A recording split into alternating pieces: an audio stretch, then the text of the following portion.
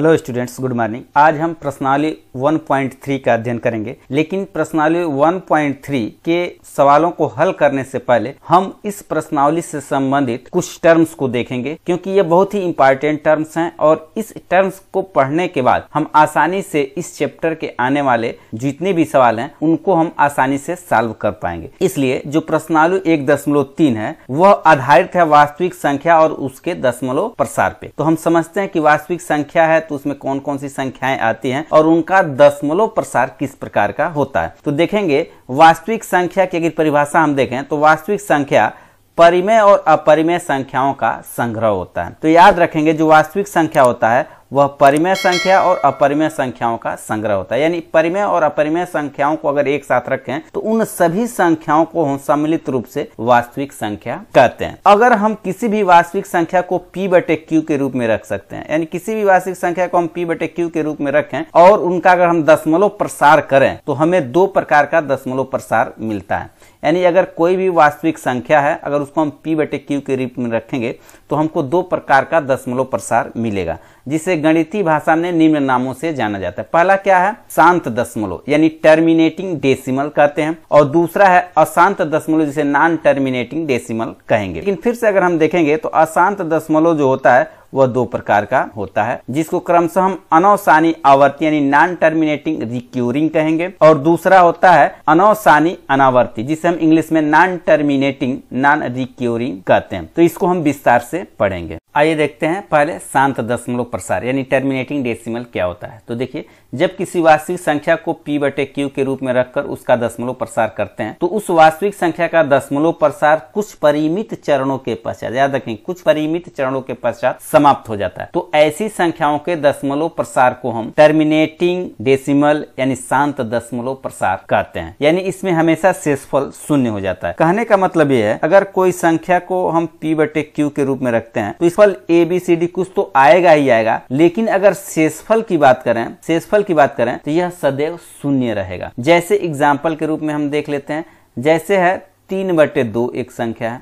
अब 3/2 को हम सरल करें तो यानी हम इसका मतलब ये हो गया 3 में हम 2 का भाग देंगे तो 2 में एक बार जाएगा, 2 1 का नम 2 1।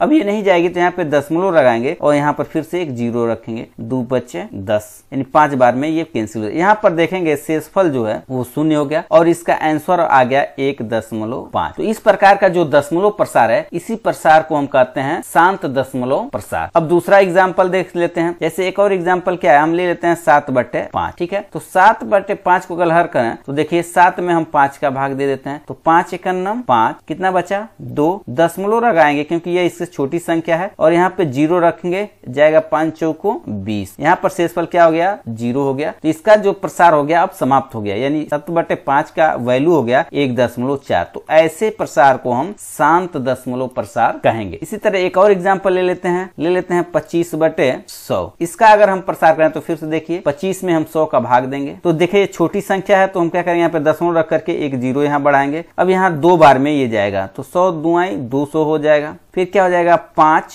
0, फिर हम एक 0 बढ़ाएंगे और 5 बार में तब चला जाएगा और हो जाएगा ये 500। शेषफल हो गया 0 और इसका आंसर आ गया 0.25। और इस प्रकार के प्रसार को हम कहेंगे शांत दशमलव प्रसार। यानी जब किसी भी वास्तविक संख्या का हम जब दशमलव प्रसार करते हैं तो वह दशमलव प्रसार कुछ निश्चित चरणों के बाद समाप्त हो जाएगा और शेषफल जो होगा शून्य हो जाता है। तो ऐसे दशमलव प्रसार को हम शांत दशमलव प्रसार कहते हैं। आइए अब देखते हैं अशांत दशमलव प्रसार यानी नॉन टर्मिनेटिंग डेसिमल। देखिए, जब किसी वास्तविक संख्या को P/Q में रखकर दशमलव प्रसार किया जाता है और उस वास्तविक संख्या का दशमलव प्रसार निरंतर जारी रहता है तो ऐसे दशमलव प्रसार को हम अशांत दशमलव प्रसार कहते हैं। यानी अशांत दशमलव प्रसार में शेषफल जो होता है वो कभी भी शून्य नहीं होता। ये इंपॉर्टेंट चीज है। जैसे अगर हम एग्जाम्पल के रूप में ले लेते हैं 1/3, तो 1/3 में करना है क्या कि 1 में हमको 3 से भाग देना है तो भाग देते हैं।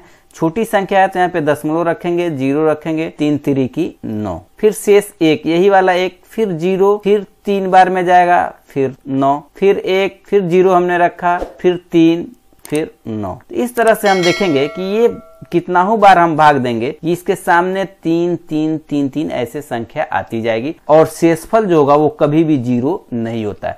तो ऐसे संख्याओं के जो दशमलव प्रसार है उसको हम अशांत दशमलव प्रसार कहते हैं। यानी अब इसका वैल्यू क्या हो गया, 0.33333 ऐसे लिखते जाएं कितना हो बार, तो ये इसका होगा। यानी हमेशा प्रसार होता रहेगा और शेषफल कभी भी 0 नहीं होगा। तो ऐसे प्रसार को हम अशांत दशमलव प्रसार कहते हैं। अब एक चीज और देखें यहाँ पे कि 0.333 यानी ये संख्या बार बार रिपीट हो रही है, तो हम 0.3 रख करके उसके ऊपर एक ऐसी पाई खींच देते हैं, इसको हम कहते हैं बार। ठीक है, यानी बार 3 ही इसको कहेंगे। यानी कहने का मतलब है जो 3 संख्या है वह संख्या बार बार रिपीट हो रही है, तो इसको हम इस रूप में लिख सकते हैं। यानी 0.3 बार का अगर हम विस्तार करें तो इसका मतलब हो गया 0.333, या इसको ऐसे लिखें या फिर ऐसे बार लगाकर लिख देंगे सिंपली। एक और एग्जाम्पल हम ले लेते हैं दूसरा।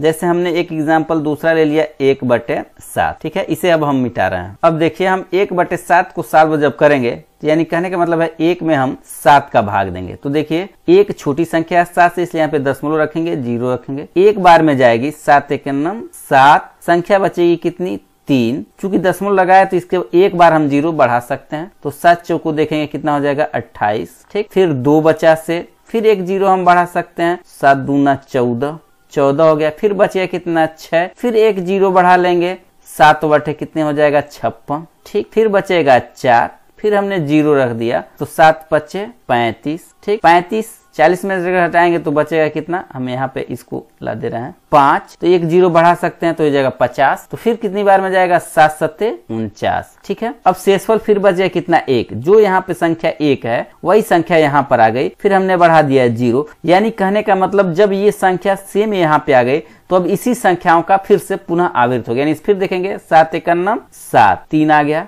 यानी 1, फिर हो गया 0, देखें यहाँ पर 30 आ गया, यहाँ पर भी 30, तो फिर जाएगा 4, फिर हो गया 28, फिर आ गया 2, देखें यहाँ पर 2, यहाँ पे 2, आगे 0 हम लिख सकते हैं। इस तरह से हम देखेंगे 14 28 जो 57 है, फिर से 14 28 57 रिपीट होगा और ये बार बार रिपीट होगा। यानी अब इसका आंसर देखें क्या हो जाएगा 0.142857, फिर से 14285 ये लगातार ऐसे होगा।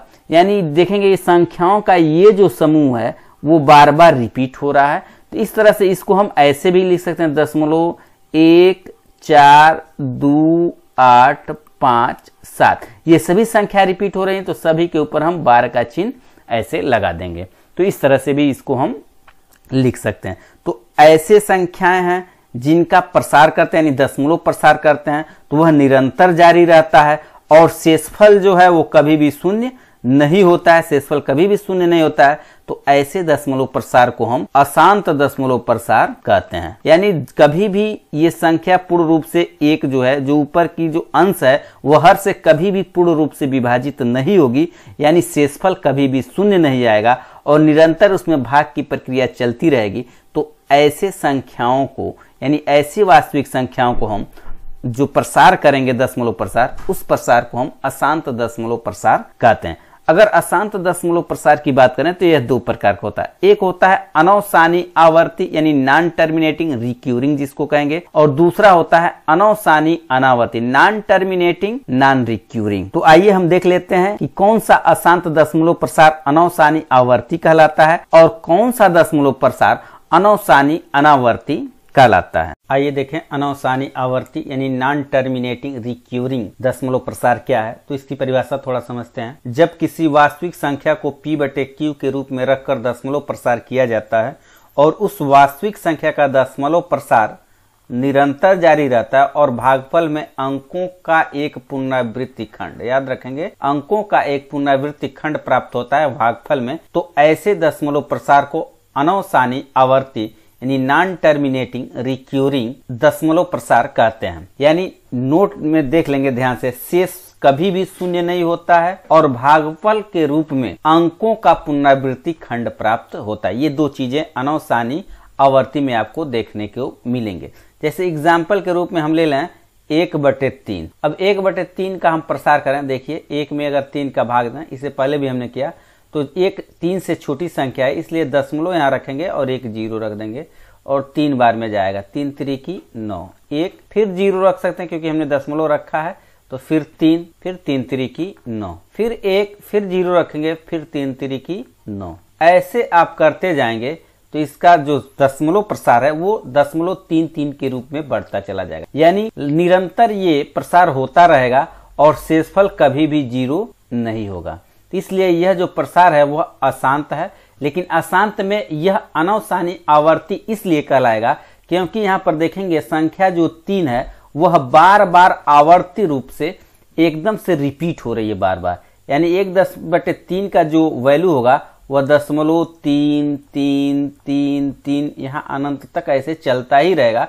लेकिन यहाँ पर जो संख्या 3 है उसकी आवृत्ति जो हो रही है वो बार बार हो रही है, इसलिए इसको हम अनवसानी आवर्ती दशमलव विस्तार कहते हैं। यानी इसको हम लिख सकते हैं 0.3 के ऊपर लगा देंगे बार, यानी संख्या 3 का लगातार आवर्त रूप से रिपीट हो रहा है।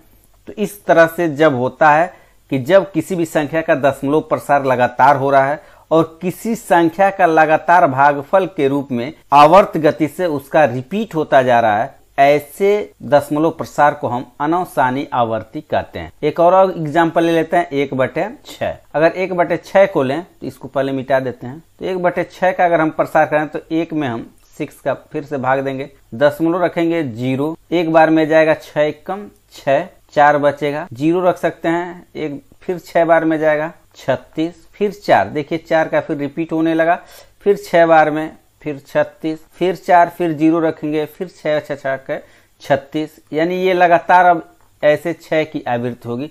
तो इसका वैल्यू हो गया 1.1666, यानी 6 की लगातार आवृत्ति हो रही है।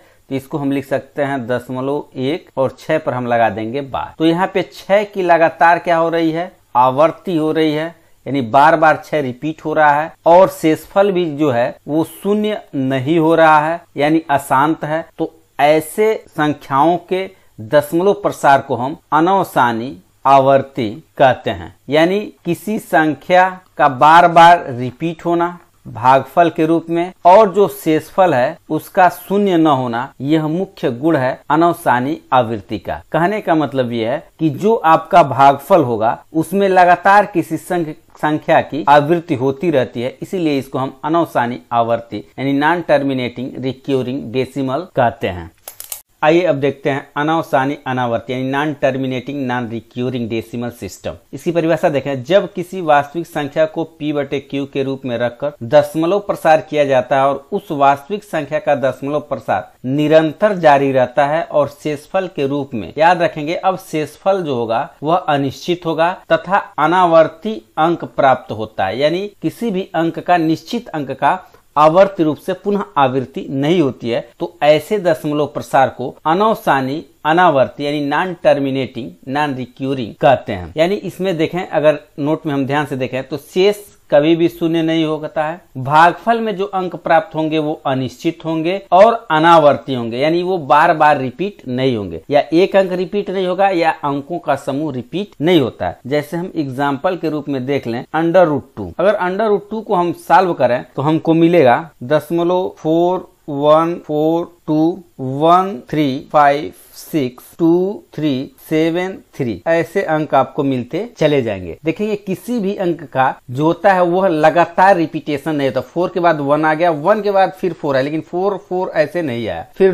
2, फिर 1, फिर 3, फिर 5, फिर 6, यानी किसी भी अंक का लगातार रिपीटेशन नहीं हो रहा है। या फिर किसी भी अंकों का जो समूह है, जैसे 4 1 है, यहाँ पर 4 2 है, 1 3 ऐसे हो जा रहा है, यानी अंकों के समूह का भी पुनः आवृत्ति नहीं होती है। तो ऐसे अंकों को हम अनवसानी अनावर्ती यानी non terminating non recurring decimal कहते हैं। यानी यह अनवसानी अनावर्ती दशमलव प्रसार कहलाएगा। इसी तरह एक और मुख्य इंपॉर्टेंट ले लें, पाई का वैल्यू आप देखते हैं तो इसका पाई का वैल्यू अगर निकाला जाए तो ये मिलेगा आपको 3.141592653589 ऐसे ये आता चला जाएगा। ठीक है, इस तरह से इसका वैल्यू निकालते रहेंगे तो ये आगे संख्याएं आती रहेंगी और ये जो संख्याएं आएंगी वह नॉन टर्मिनेटिंग रहेंगी और नॉन रिक्यूरिंग रहेंगी। यानी ये संख्याओं जो हैं वो अनिश्चित है।